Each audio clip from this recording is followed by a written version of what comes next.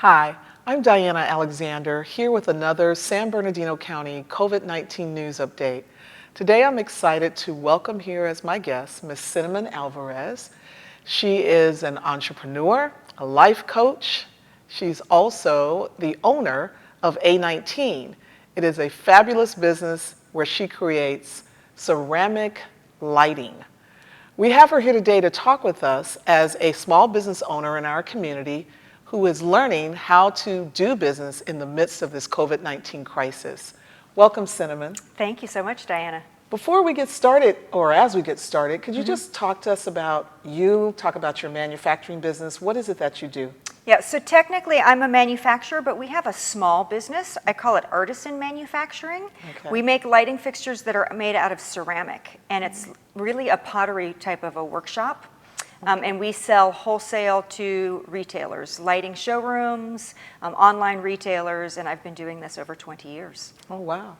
Wonderful. Thank you. I'm so excited about what you do. I've seen some of it online. It's so much fun. Sometimes I say, pinch me, we get paid for this. That's great. So pre-COVID, how have you run your business? Yeah, so I've always taken pride in running my business more like a family environment. I think the biggest difference pre-COVID is everything was together with our small team. We only have 5, which I never would have expected that would work to my advantage. But we do like our breaks together, we call it coffee time, and our lunch periods together, and that's how I've had my team stay with me a long time, because it's that environment. It's not just our job. We feel like this is our extension of our family. Yes. So that's the biggest change before. But we do have 2 buildings side by side. A lot of it's still the same. We do a process called slip casting, which is where we have production line tables lined up with molds that we fill with liquid clay. We take those pieces, clean them by hand, and we fire them into a kiln, and then they go through production and become lighting fixtures where they get assembled.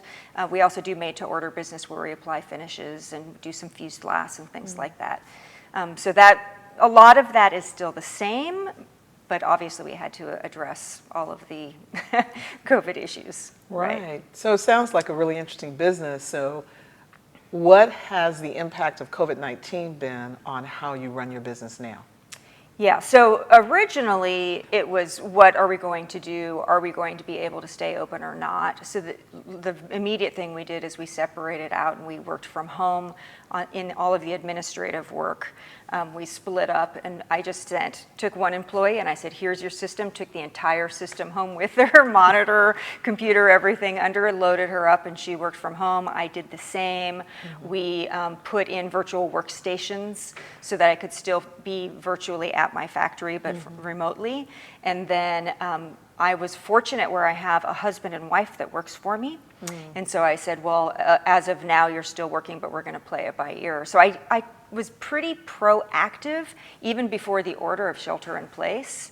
I was watching the news already, so I said, if we can be from home, all administrative is going to be from home. So that was the biggest impact. And then, of course, responding to business, and a lot of our customers were brick and mortar stores that were closing, and how are we going to survive this and get through that, and everything that you hear in the news, the payroll protection program and applying and not getting funded, and do you do layoffs or not, and the joys of being a business owner for 20 years. It's just right. Yeah. So now that things are starting to reopen, how are you going to run your business and make sure that you remain COVID compliant? Right. So the biggest thing is the separation. Is no more coffee and lunch times together like a family. What I did is I got little individual kits for each person. In fact, one of my employees who's been working from home is asking to come back.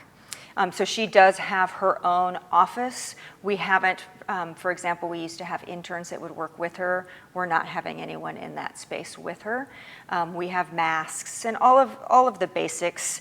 If there's a station for the production, we have it covered with plastic. And then I made everyone their own little personalized kits with their sanitizer. We actually have, instead of gloves for things like the refrigerator, like our lunch area. What I'm using are little baggies, like the pooper pickers upper baggies, where it's easier, where they're in a little container, it's bright orange, and you can pull it out. And then there's signage. I created sanitation checklists, so everybody's responsible for their own space in their workstation. So I'm pretty fortunate because we're small and we have enough space that basically we're not helping each other and crossing over departments. Everybody has their own work separate from that. That's really cool, and I'm glad you mentioned the pooper picker-upper bags because people are using a lot of creative, innovative ways. I've seen businesses where they've lined things with vinyl shower curtains, the see-through type. You know, maybe they didn't have the plexiglass at their public counter, but people have been doing a lot of innovative things. Right, right. So it's good to hear that you've just given people a suggestion of something they can do. You know, that's the joy of being the business owner. I always joke and say that something comes to me when nobody else has a solution and you get to find the answer.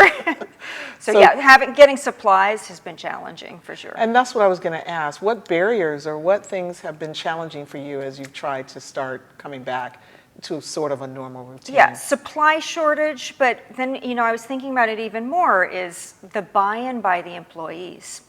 Some have been thought it's very exaggerated, this is just ridiculous, what do you mean I have to wear a mask?